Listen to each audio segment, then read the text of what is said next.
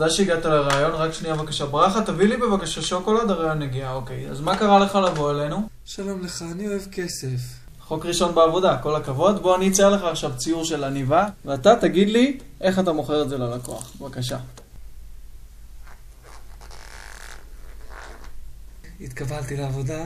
אני אוהב את הראש שלך, אני אוהב את הכיוון שלך, כן? אני אוהב מאוד את הכיוון שלך.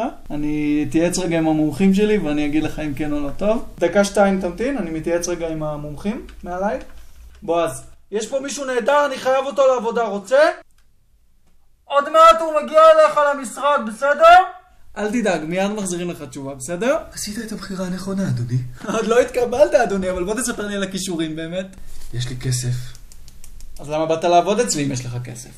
אני רוצה לעבוד אצל איש יפה. קודם כל אתה מחמיא לי, ואני הולך לעשות לך מבחן רורשך, אתה תגיד לי מה אתה רואה בכתם הדיו. בבקשה. אני רואה משרה. אני רואה תעסוקה. אני רואה ממון. אני רואה ביטחון תעסוקתי. אתה המועמד הראשון שהצליח לקרוא את כתם הדיו. הראשון. ועל כן אתה מפוטר. תביא לו שוקולד עזיבה. לא, כן, עם הרעל. אוקיי, בסדר. בבקשה תצא מהמשרד, אני מדבר איתך, ביי. צא בבקשה.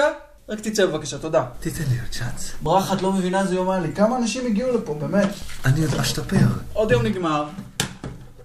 יאללה חבר'ה, עוד יום עבודה נגמר. סבבה, אין בעיה. יאללה, אז נתראה כל כמה ימים. תודה. ביי, להתראות.